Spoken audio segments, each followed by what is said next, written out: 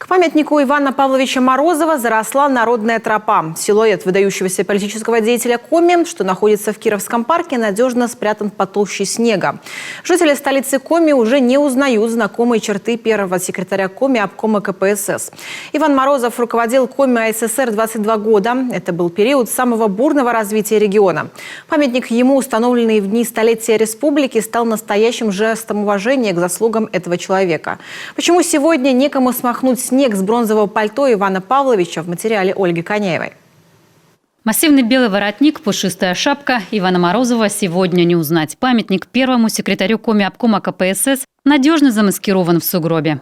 Я проживаю в поселке Краснозатонский, так там памятник другой погибшим во время Отечественной войны. Там постоянно поддерживают, чистят, свободный доступ, это самое, и все людей. А тут не видно, вон занесено, что не видно, кто это такой, ни надписи, ни подхода, ничего нет.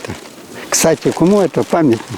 Улица Морозова, медицинский колледж имени Ивана Павловича, дом-музей первого секретаря обкома. В столице Коми многое напоминает о легендарном человеке. Но соратники Морозова настаивали именно на монументе. В знак уважения простое человеческое спасибо за все, что сделано за 22 года служения родной республике. Решение ждали не один год. И только глава республики Владимир Уйба проникся идеей увековечить память первого секретаря, при котором республика пережила действительно глобальные изменения за короткий по историческим меркам срок. Над фигурой партийного лидера в бронзе трудились скульпторы одной из старейших мастерских Санкт-Петербурга. Хотелось показать его открытость, добродушие, обязательно с улыбкой, потому что на всех фотографиях он, особенно где в молодости, он улыбается, и это тоже о его характере говорит.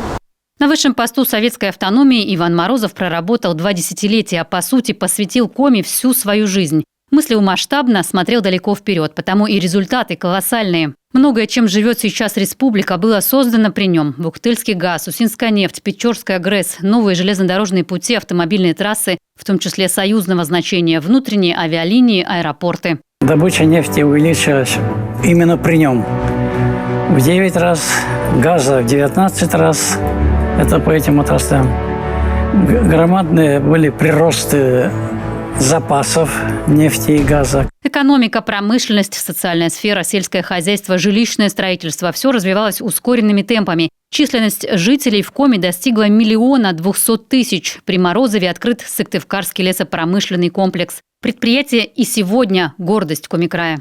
Дорогие товарищи, от имени областного комитета партии, Президиума Верховного Совета и Совета министров Коми Республики горячо поздравляю многотысячный коллектив строителей, монтажников и эксплуатационников большой трудовой победой с вводом в строй действующих предприятий страны первого пускового потока Сыктывкарского лесопромышленного комплекса. Долгожданный кульминационный момент случился в августе этого года. Открытие памятника стало одним из ключевых событий празднования векового юбилея Коми. Этого момента долгие годы ждали не только сыктывкарцы. Благодарные Морозову все жители республики. Его сослуживцы, кто видел его в работе, в командировке на буровой стройке, в жаркой дискуссии о будущем родного края.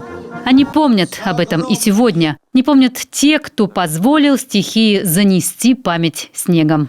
Вывоз снега – это очень дорогое удовольствие.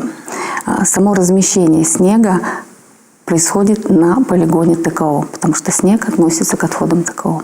В прошлом году муниципалитет заплатил порядка 20 миллионов рублей. То есть это колоссальные суммы. Нам бы хватило этой суммы для того, чтобы заменить все остановки в городе. Говорят, в свое время Иван Павлович каждый день пешком ходил на работу. Для него мелочей не было. Порядок во всем. С тех пор, конечно, минул не 10 лет.